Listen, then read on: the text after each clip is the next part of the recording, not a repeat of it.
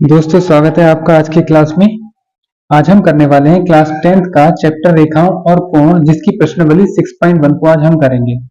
ठीक है, तो इस प्रश्नावली को करने से पहले आपको इसका बेस पता होना चाहिए कि इसमें क्या क्या हमारे रूल्स लग रहे हैं और लाइंस क्या होती हैं, रेखाएं क्या होती हैं, रेखाखंड क्या होते हैं, वो सारा हमें पता होना चाहिए। तो उसको पहले हम देख लेते हैं, इसका बेस देख लेते हैं, उसके बाद हम प्रश्नावली को स्टार्ट करते हैं। ठीक है, तो मैंने देखिए ऑलरेडी यहाँ पर लिख कर रखा है, हमारा चैप्टर है रेखाएं और कोण। तो इसमें जो जो हमारे परिभाषाएं वगैरह यूज हो रही हैं वो सारी मैं आपको पहले बता देता हूं। देखिए, सबसे पहले आधारभूत पद की अगर बात करें तो सबसे पहले आता है रेखा। ठीक है, रेखा यानी लाइन। ये लाइन क्या होती है? देखिए, रेखा क्या होती है कि रेखा वो होती है जिसको दो साइडों से हम एक्सटेंड कर सकते हैं, यानी कि इसको इस तरफ से ही बढ़ाया जा सकता है और ए वाली साइड से ही बढ़ाया जा सकता है। इसको कहते हैं रेखा। और रेखा को कभी भी नापा नहीं जाता। ठीक है, इसको मेजर नहीं कर सकते लाइन को। ठीक है, और इसको लिखने के लिए हम सिंबल का यूज करते हैं ए बी, और इसकी दोनों तरफ एरो लगा देते हैं, यानी कि दोनों तरफ को ही एक्सटेंड की जा सकती है। हम इसको ए तरफ को ही बढ़ा सकते हैं, बी तरफ को ही बढ़ा सकते हैं। ठीक है, और इसको हम मेजर नहीं कर सकते कि ये कितनी लंबाई की है। ठीक है, तो रेखा यहां से क्लियर हुआ आपका। नेक्स्ट आता है रेखाखंड। अब रेखाखंड क्या होता है? देखिए, लाइन सेगमेंट इसको कहते हैं। रेखाखंड का मतलब होता है इसी रेखा का कोई एक ना एक खंड, यानी कि एक पार्ट। अगर मैं इस रेखा को अगर दो पार्टों में तोड़ दूं, जैसे यहां से P और Q है, अगर मैंने इस P और Q में तोड़ दिया तो अब देखिए यहाँ पे ना तो यहाँ पे कोई साइन है एरो का और ना ही यहाँ है, यानी कि यहाँ पर A और B दो पॉइंट है। ठीक है, तो दो पॉइंटों को मिलाती हुई जो एक रेखा जाती है उसी को हम क्या कहते हैं? लाइन सेगमेंट, यानी कि रेखाखंड कहते हैं। किसी रेखा का एक खंड लिया गया है और इसको हम नाप सकते हैं, यानी कि इसको मेजर कर सकते हैं, और इसको हम दिखाते हैं PQ, और यहां से हम एक रेखाखंड बना देते हैं। ये इसको इससे शो करते हैं। ठीक है, नेक्स्ट आता है आपका किरण, यानी कि रे। अब ये रे क्या होती है? रे क्या होती है? देखिए, एक तरफ तो होता है इसके एक पॉइंट। ठीक है, यानी कि एक तरफ क्या होता है? ये एंड, एक तरफ पॉइंट होता है, दूसरा पॉइंट जो होता है वो एंडलेस होता है। एंडलेस का मतलब है इसको हम एक्सटेंड कर सकते हैं आगे। ठीक, तो इस रे को भी मेजर नहीं किया जा सकता है, और इसको दिखाएंगे MN, और यहाँ पर एक रे का साइन बना देंगे, किरण का साइन।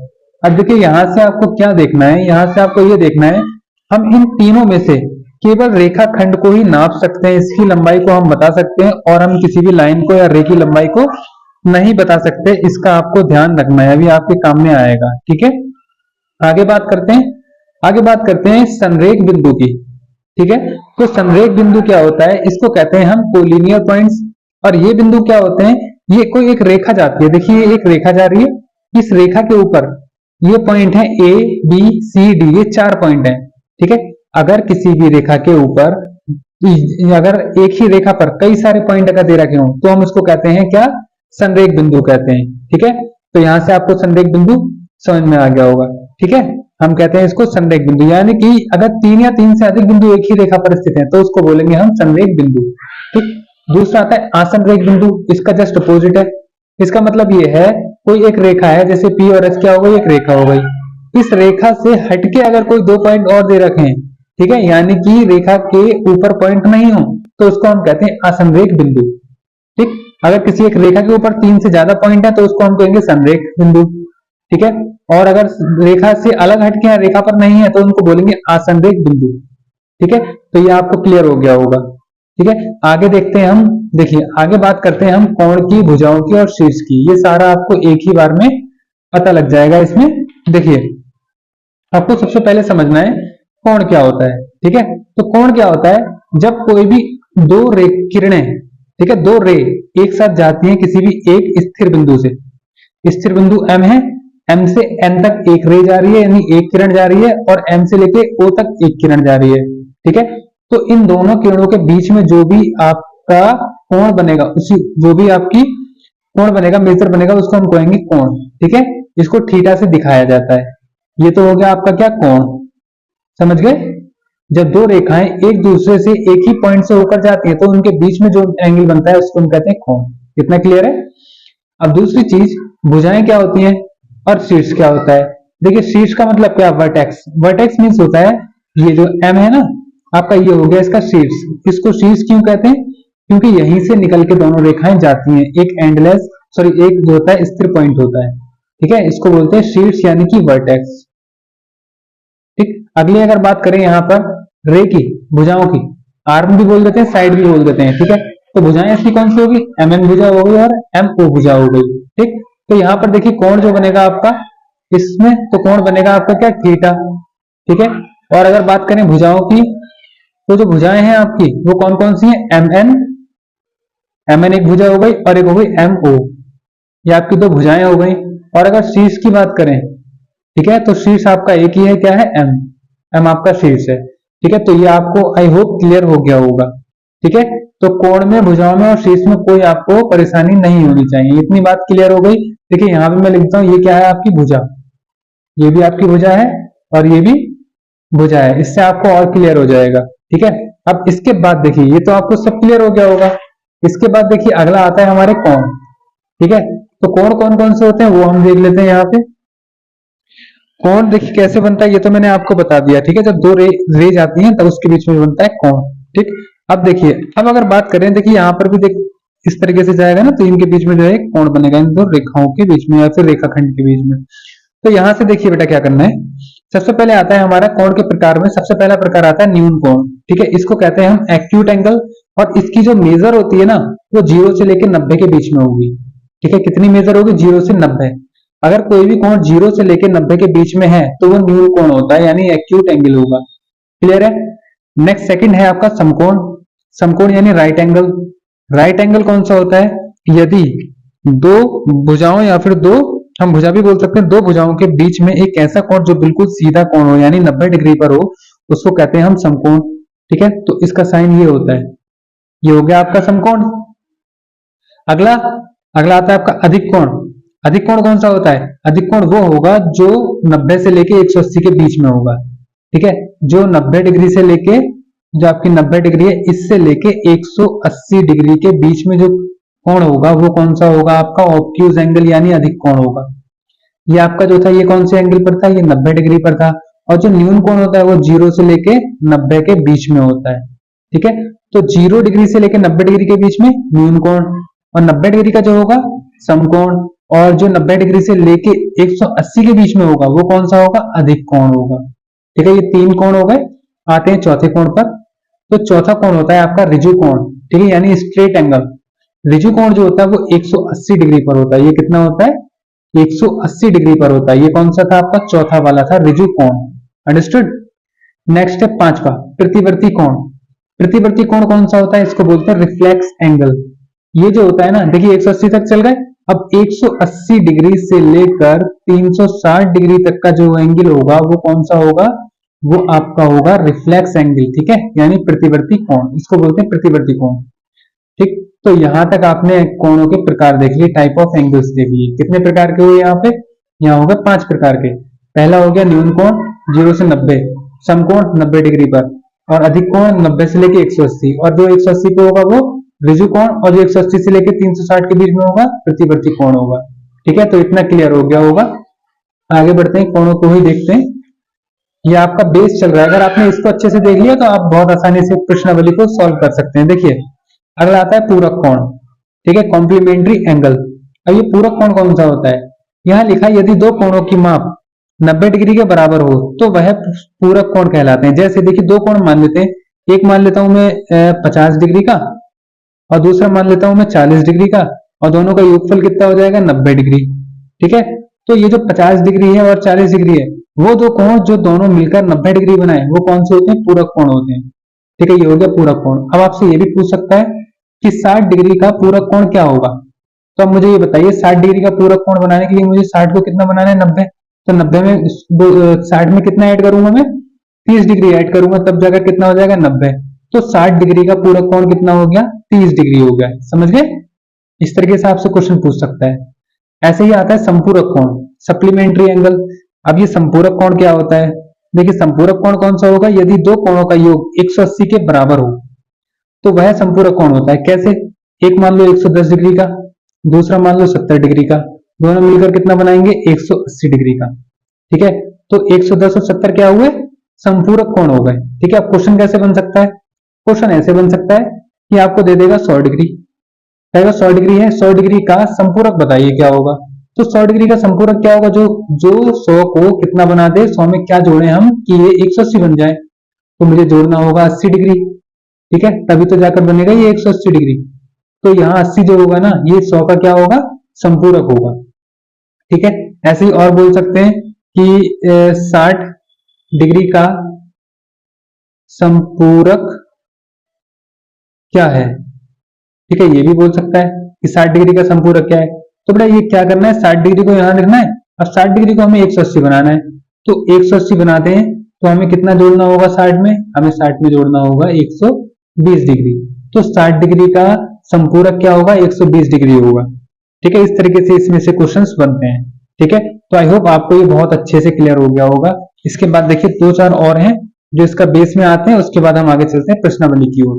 ठीक है, तो देखिए आगे बढ़ते हैं। अब देखिए यहाँ पर थोड़ा सा ना आपको कंफ्यूजन होता है, जब आप क्वेश्चन प्रश्नावली करेंगे तो आपको थोड़ा बहुत कंफ्यूजन होगा, जो मैं आपका यहीं पर ही क्लियर कर देता हूँ ताकि प्रश्नावली करते समय आपको कोई कंफ्यूजन ना हो। ठीक, देखिए सबसे पहले अगर बात करें हम आसन्न कोण की। ठीक है, एडजेसेंट एंगल होता है आसन्न कोण। अब ये आसन्न कोण होता क्या है, देखिए अगर कोई भी दो कोण बन रहे हो, ठीक है, या ये कह सकते हैं कोई भी एक कोण है, जैसे ए बी सी है। ठीक है, ये ए बी सी इन दोनों के बीच में अगर कोई कॉमन रेखा आए तो वो कॉमन रेखा जो है इस कोण को दो भागों में तोड़ देती है, जिसको हम कहते हैं क्या, आसन्न कोण। ठीक है, क्या कहेंगे इसको, आसन्न कोण। ठीक है,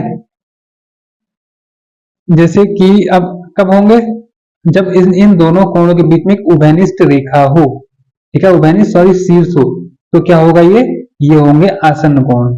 ठीक है, अब कह सकते हैं हम यहाँ पर कैसे बोल सकते हैं, ए और बी और सी है, हमारा एंगल कौन सा है, ए बी और सी है। अब ये जो ए बी सी था ना, इनके बीच में एक कॉमन शीर्ष आ गया, कौन सा, बी डी। ठीक है, तो अब ये जो क्या करेगा, ए बी सी को दो भागों में तोड़ेगा, कैसे, ए बी डी। तो पहला आ जाएगा क्या, ए बी और डी, और प्लस दूसरा वाला कौन सा आ जाएगा, दूसरा आ जाएगा डी बी सी। ये आ गया डी बी सी, ये हो गया आपका आसन्न कोण। ठीक है, कैसे हुआ, यहाँ पर देखिए ये जो हमारा एक कोण जा रहा था पहले ए बी सी बन रहा था। ठीक है, ए बी सी बन रहा था, इसने क्या किया, एक इसमें बीच में कोण लगा दिया। अब क्या हुआ, ए बी डी और डी बी सी इन दोनों के बराबर होगा ये कोण। ठीक है, यानी कि बड़े कोण को दो छोटे छोटे कोणों में तोड़ देता है, उसी को हम कहते हैं आसन्न कोण। ठीक है, लेकिन ये याद रखिएगा, ये जो आसन्न कोण होता है ना, इसकी माप कि 180 से कम होनी चाहिए या ज्यादा होनी चाहिए, बट 180 नहीं होनी चाहिए। अगर 180 होगा तो वो दूसरा एंगल होता है जो हमें आगे पढ़ने को मिलेगा। ठीक है, जैसे ये कह रहा है कोणों का रैखिक यूज। ठीक, अच्छा यहाँ पर आपको बता देता हूं मैं, ये कह रहा है कोणों का रैखिक यूज। ठीक है, तो रैखिक यूज में क्या होता है, इसको बोलते हैं लीनियर पेयर ऑफ एंगल्स। ठीक है, तो लीनियर पेयर क्या होता है, देखिए लीनियर पेयर क्या होता है, अगर ए बी सी है, ठीक है, ये कोण ए बी सी बन रहा है, और ये ए बी सी अगर एक रेखा है, ठीक है, एक रेखा है, तो इसमें क्या होगा, इन दोनों कोणों का योगफल 180 के बराबर होगा। कैसे, देखिए यहाँ पर जो हमारा कोण आ रहा है, कोण हम यहाँ पर ले लेंगे कौन सा वाला, A B C, A B C. ये जो ए बी सी है ये किसके बराबर होगा, यहाँ देख लेते हैं, A B D, A B D और प्लस का D B C, D B C. अब यहाँ पर आप थोड़ा सा ध्यान देंगे तो ए बी सी जो होगा ना, ये पूरा 180 होता है, यानी कि angle A B D plus का एंगल डी बी सी बराबर क्या हो जाए, 180 डिग्री। तभी क्या होगा, तो ए बी सी एक रेखा होगी। आप ये याद रखिएगा, यहाँ पर देखिए कह रहा है अगर ए बी डी और डी बी सी इन दोनों, इस वाले कोण का और इन दोनों का योगफल अगर 180 हो रहा है, तो ए बी सी क्या होगी, एक रेखा होगी। ठीक है, और ऐसे ही एक उल्टा कर सकते हैं हम, अगर कोई भी एक रेखा है, जो हमने ये पढ़ा था ना आसन्न कोण, इसमें क्या होता है, देखिए इसमें क्या होता है, जो कोण होता है ना, इन दोनों का योगफल 180 नहीं आता, इन दोनों का कोण 180 नहीं आता। बट यहाँ पर जो होगा ना, अगर मान लो इन्हीं दोनों कोणों का योगफल अगर 180 आ जाए, तो ये भी क्या होगा, लीनियर पेयर होगा। ठीक है, तो यहाँ पर क्या है, यहाँ पर ऑलरेडी हमें एबीसी एक लाइन दे रखी है, यहाँ पर एक क्या हुआ, एक उभयनिष्ठ शीर्ष आया, जिसमें से इसने क्या किया, इस पूरे कोण को दो भागों में तोड़ दिया, और जो दो भागों में तोड़ा उन दोनों का योगफल कितना है, 180 डिग्री। जब 180 डिग्री आ जाए तो भी ये होता है कोणों का रैखिक यूज, इसको बोलते हैं रैखिक यूज। और जो भी 180 बनाता है, ठीक है, उसमें जो कोण होता है ए बी सी, जो नीचे वाली लाइन होती है, वो क्या होती है, एक सरल रेखा होती है। ठीक है, इतना क्लियर हो गया। अब आते हैं आगे। आगे कहता है शीर्षाभिमुख कोण। ठीक है, अब ये शीर्ष अभिमुख कोण कौन से होते हैं? जो दो यहाँ पर ए बी और सी और डी, ठीक है, एक तो है ए बी और एक है सी और डी, ठीक है, ये दोनों रेखाएं अगर एक दूसरे को काट रहे हैं, ठीक है, तो काटते समय इस वाले का इस वाले के बराबर, इस वाले के इस वाले के बराबर एंगल होता है, इसी को बोलते हैं शीर्ष अभिमुख कोण। देखिए शीर्ष का मतलब क्या होता है, अभी जब मैंने आपको पीछे पढ़ा रहा था तो मैंने आपको बताया था शीर्ष क्या होता है, देखिए ये होता है, ठीक है। अब यहां से अगर इसकी बात करें तो ये शीर्ष है, ऐसे ही अगर इस तरीके से कर दिया जाए तो इस वाले एंगल का शीर्ष क्या होगा, ये होगा, इस वाले का शीर्ष क्या होगा, ये होगा, और इस वाले का शीर्ष भी ये होगा, इस वाले का शीर्ष भी ये होगा। जब शीर्ष इनके बराबर हो जाते हैं तो जितना कोण ये होगा उतना ही कोण ये होगा, जितना कोण ये है उतना ही कोण ये होगा, इसी को बोलते हैं शीर्ष अभिमुख कोण, यानी कि शीर्ष के जो मुख पर जो बने हुए कोण होते हैं वो आपस में बराबर होंगे। कैसे बराबर होंगे? ए ओ डी, जो एंगल होगा ए ओ डी वो किसके बराबर होगा, ए ओ डी, ये होगा ए ओ डी जो होगा ये बी ओ सी के बराबर होगा, एंगल बी ओ सी के बराबर होगा, ठीक है। और यहां से ए ओ सी जो होगा, ए ओ सी जो एंगल होगा ए ओ सी, ये किसके बराबर होगा, बी ओ डी के बराबर होगा, एंगल बी ओ डी के बराबर होगा। तो ये होते हैं शीर्ष अभिमुख कोण, ठीक है, ये आपस में बराबर होते हैं, ठीक है, जब दो रेखाएं एक दूसरे को काटती हैं तब, ठीक। तो यहां तक आपको क्लियर हो गया होगा। अब देखिए दो और रह गए हैं, उनको भी देख लेते हैं। देखिए इसके बाद हम करेंगे फिर प्रश्नावली अपनी। तो यहां से देखिए दो कौन कौन से हैं। सबसे पहले आते हैं प्रतिच्छेदी रेखाएं। अब यहाँ रेखाओं की बात हो रही है, तो प्रतिच्छेदी रेखाएं कौन सी होती हैं?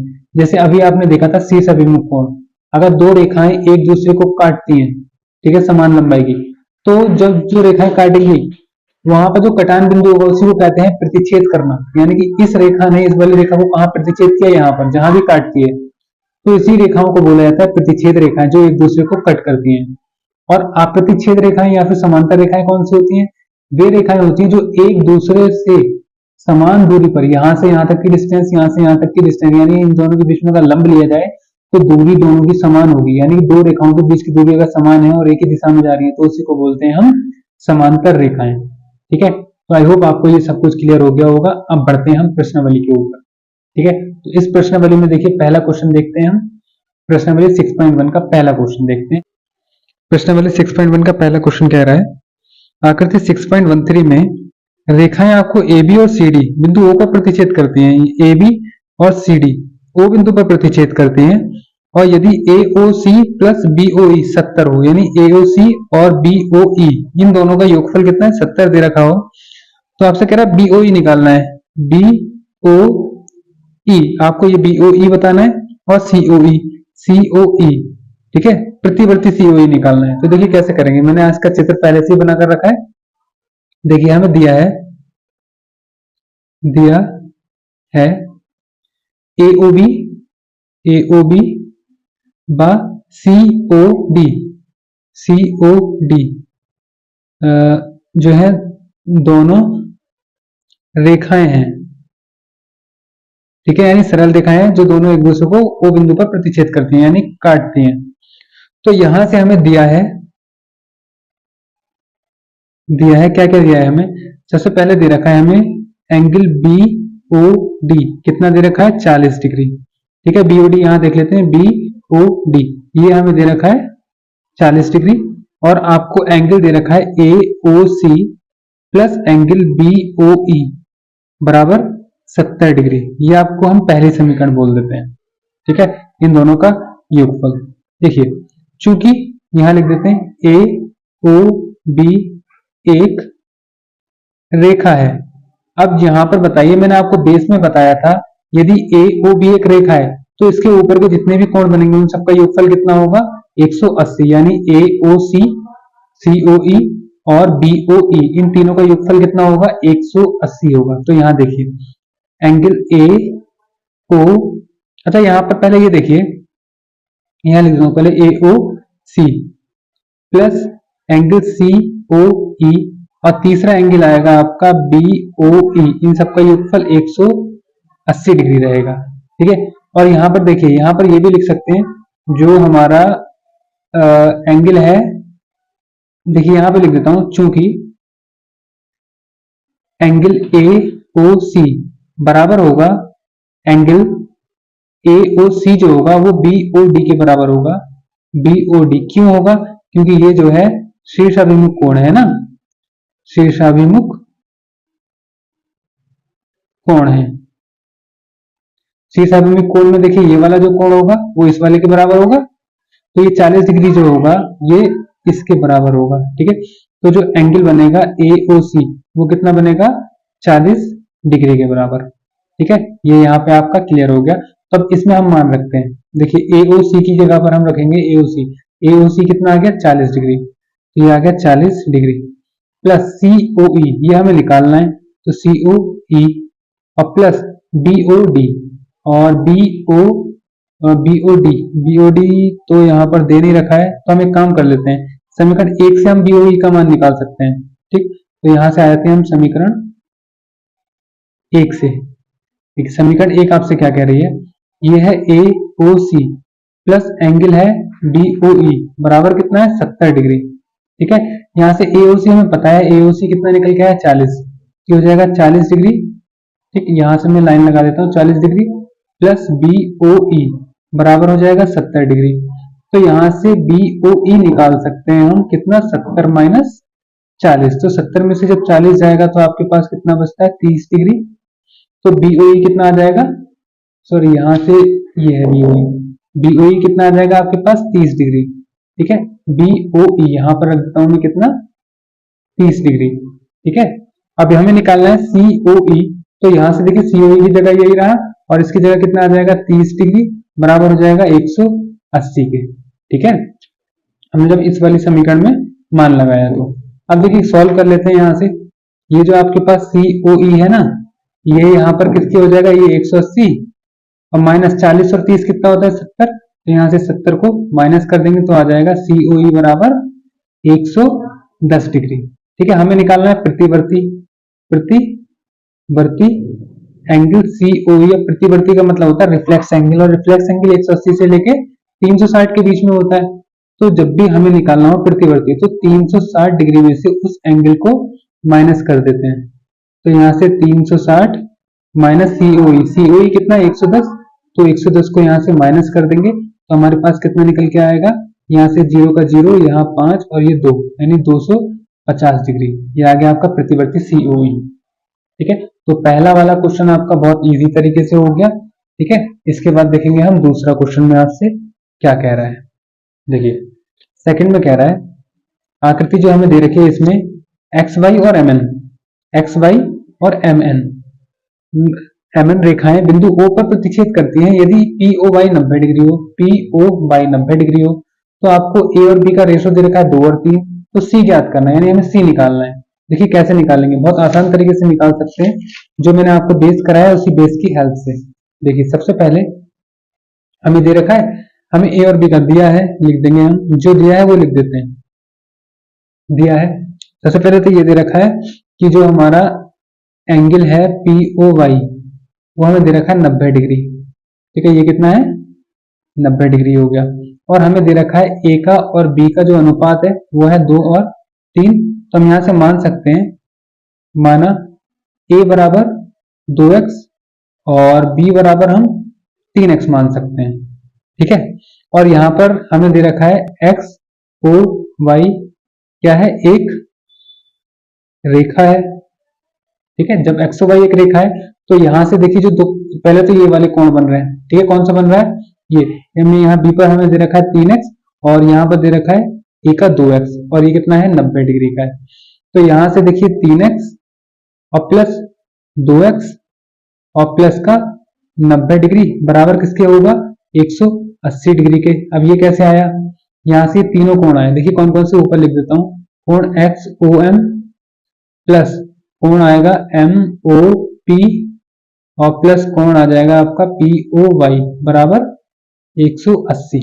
तो यहां मैंने सबके मान रख दिए, तो 2 और 3 कितना हो जाएगा, 5x और बराबर हो जाएगा 180। 90 को उधर जाकर माइनस कर लेंगे तो 90 हो जाएगा।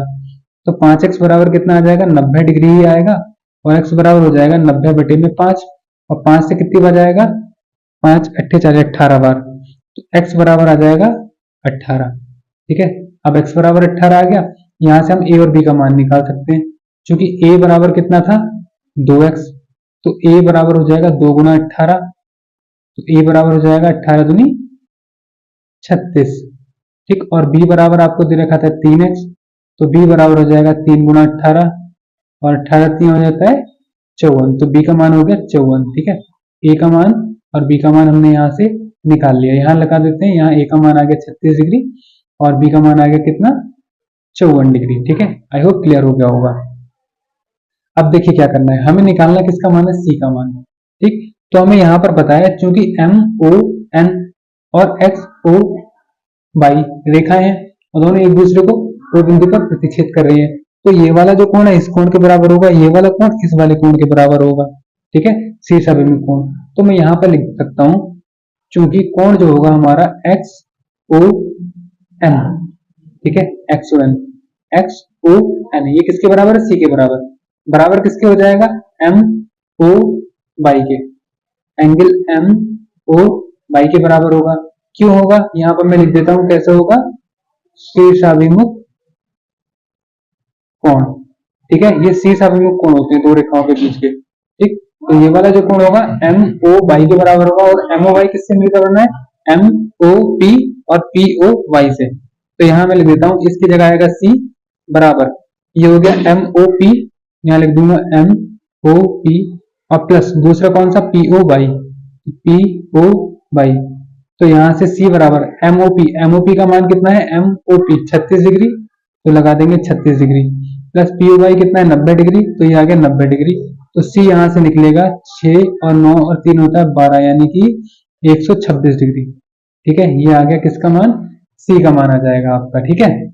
यहाँ देखिए ये आ जाएगा आपका सी का मान। तो आई होप आपको सेकंड क्वेश्चन भी क्लियर हो गया होगा, ठीक, आसान है, कोई गड़बड़ाने की बात नहीं है। अगर आपको समझ में नहीं आया वीडियो को दोबारा जरूर देखें, और इसका अगर बेस आपने नहीं देखा तो आपके समझ में कुछ नहीं आएगा, ठीक है। तो पहले इसका बेस देखिए, इसके बाद इसको एक्सरसाइज को करने की कोशिश करें, ठीक है। देखिए थर्ड क्वेश्चन में क्या कह रहा है,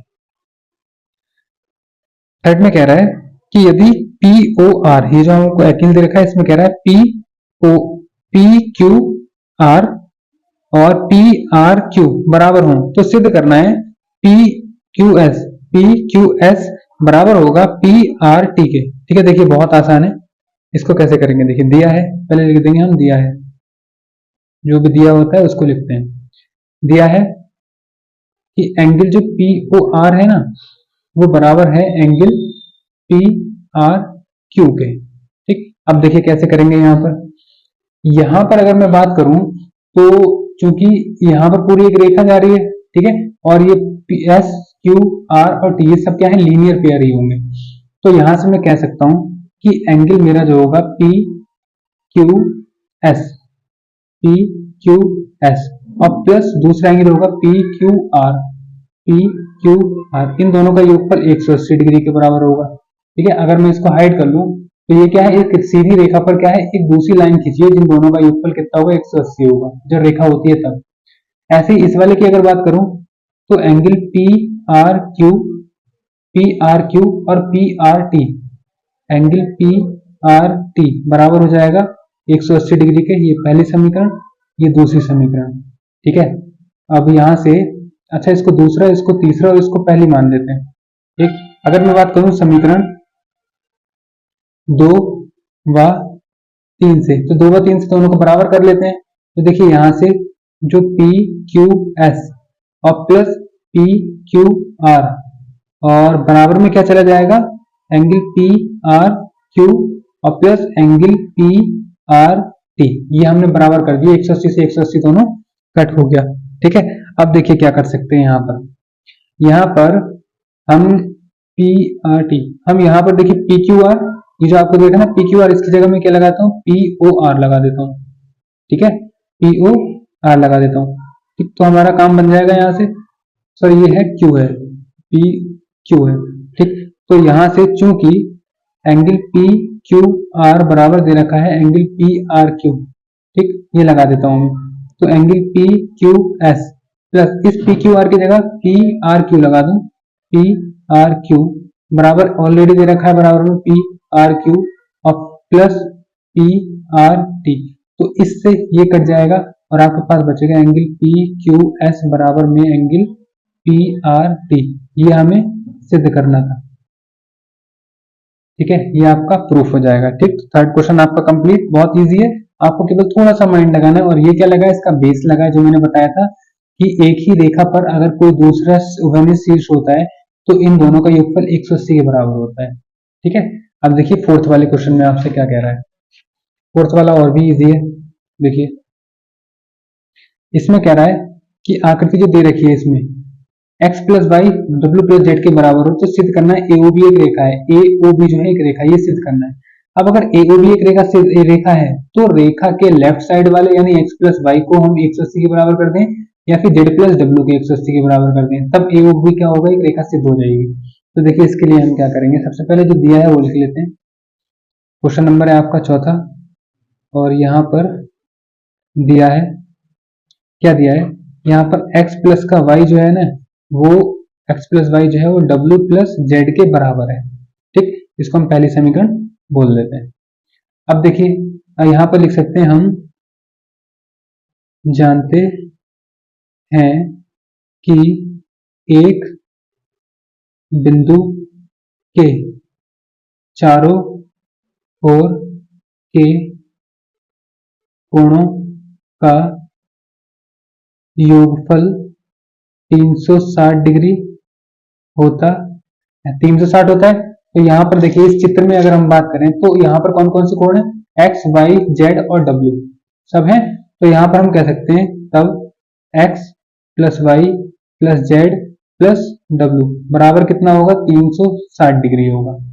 ठीक है, अब यहाँ से क्या करेंगे, देखिए यहाँ पर बन रहा है एक्स प्लस का वाई और प्लस ये है हमारे पास, इसको डब्ल्यू प्लस जेड भी बोल सकते हैं, बराबर 360। चूंकि यहाँ पर आपको दे रखा है समीकरण 1 से, यहाँ लगा सकते हैं समीकरण 1 से मैं x प्लस वाई की जगह w प्लस जेड रख लूंगा, w प्लस जेड की जगह एक्स वाई जेड रख लूंगा। ठीक है, तो मैं एक्स वाई जेड को ऐसे ही रहने देता हूँ और इस वाले w प्लस जेड की जगह पर कर देता हूँ x प्लस का y बराबर हो जाएगा 360 डिग्री। तो यहाँ से x प्लस का y और x प्लस का y कितना हो जाएगा, 2x प्लस वाई बराबर 360 और x प्लस वाई बराबर कितना हो जाएगा, 360 बटे में 2। ठीक, और 2 से 360 को जब काटा जाएगा तो कितना आएगा, 180। तो x प्लस का y बराबर कितना आ जाएगा, 180। अब देखिए ये x और ये y ये दोनों मिलकर 180 बनाते हैं, और जहां भी 180 बनता है दो कोणों का योगफल, वहां क्या होता है, ये पूरी एक रेखा होती है, सरल रेखा। तो हम कह सकते हैं अतः ए ओ बी एक रेखा है। ठीक है, ये हमने यहाँ पर सिद्ध कर दिया, सिद्ध हुआ। ठीक है, आसान है बहुत। ठीक, आप आराम से इसको कर सकते हैं। तो फोर्थ क्वेश्चन कंप्लीट। अब देखिए आ जाते हैं फिफ्थ वाले क्वेश्चन पर। फिफ्थ में देखिए क्या कह रहा है, कह रहा है आकृति जो आपको दे रखी है इसमें पी ओ क्यू एक रेखा है, पी ओ क्यू क्या है, एक रेखा है, दे रखा है। तो जब रेखा है तो इन सारे कोणों का योगफल 180 होगा। किरण ओ आर रेखा पी क्यू पर लंब है और किरण ओपी और ओ आर के बीच में ओ एस एक अन्य किरण है, सिद्ध करना है हमें ये। ठीक, अब ये कैसे सिद्ध करेंगे, देखिए आसानी से कर सकते हैं हम, कोई ज्यादा प्रॉब्लम नहीं है इसमें, आराम से आप इसको सॉल्व कर सकते हैं। देखिए कैसे करना है, मैंने चित्र ऑलरेडी बनाकर रखा है। सबसे पहले जो दिया है वो लिख देते हैं। दिया है, क्या दिया है यहाँ पर कि PO जो आपका एंगल है, एंगल P सॉरी आपका एंगल है ROQ। ठीक है, ROQ ये आपको 90 डिग्री दे रखा है। ठीक है, ये क्या है, समकोण है, यानी कि 90 डिग्री का दे रखा है। ठीक, तो अब हम क्या कर सकते हैं, देखिए यहां से जब 90 डिग्री का दे रखा है और हमें ये पता है POQ एक रेखा है, एक रेखा है, POQ क्या है, एक रेखा है। और जब ये रेखा है तो इसमें जितने भी कोण बन रहे हैं ना, उसमें पहले मैं ये वाला कोण लेता हूँ ROP। ठीक है, तो यहाँ से कोण ROP बराबर हो जाएगा ROQ के। ठीक, ROQ के बराबर क्यों होगा, क्योंकि ये भी 90 डिग्री होगा, ये भी 90 डिग्री होगा।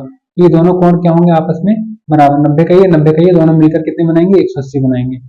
तो ROP जो ROP है वो कौन कौन से कोण से मिलकर बना है, POS से, यहाँ लिख देता हूँ POS प्लस दूसरा कौन सा ROS, यहाँ लिख देता हूँ ROS बराबर ROS ऑलरेडी दे रखा है, तो एंगल ROS सॉरी ROQ है, ये ROQ। ठीक, यहाँ तक क्लियर। अब देखिए क्या करेंगे, जो एंगल POS है इसको ऐसे ही रहने दो और एंगल ROS है इसको भी ऐसे रहने दो। हमने इस वाले को तो लिख दिया, ये वाला और ये वाला, लेकिन यहाँ पर जो हमको दे रखा है 90 डिग्री, इसमें से मैं ये कर सकता हूँ, पहले मैं लिख देता हूँ QOS। ठीक है, इस QOS में से ना जो एंगल है हमारे पास QOS, अगर इस QOS में से अगर ROS को माइनस कर दूं, एंगल ROS को, तो मुझे क्या मिलेगा? देखिए, मैं इस ROQ लिखा ना, ROQ, इस ROQ को मैं ये लिख देता हूँ कि QOS, अगर इस QOS में से मैं ROS को माइनस कर दूं तो भी मेरे पास ROSQ ही बचेगा। इसको ऐसे लिख दिया। अब देखिए मेरे पास ROS ये है, तो यहाँ लिख देता हूँ ROS, और ये वाला माइनस में है ROS, इसको इधर ले आते हैं तो ये हो जाएगा प्लस का ROS बराबर, यहाँ बचा है हमारे पास QOS, इसको यहीं रहने दो, ये उसको उधर लेके जाएंगे तो माइनस का हो जाएगा POS। ठीक है, तो अब क्या करेंगे, ये ROS मिलकर हो जाएगा 2ROS बराबर, ये आपके पास बचेगा QOS और माइनस का POS। अब क्या करेंगे, यहाँ से ROS बराबर, ये 2 आ रहा है, इसको इसके अपॉन में ले जाएंगे तो 1/2 हो जाएगा, एंगल QOS और माइनस बचेगा आपके पास POS।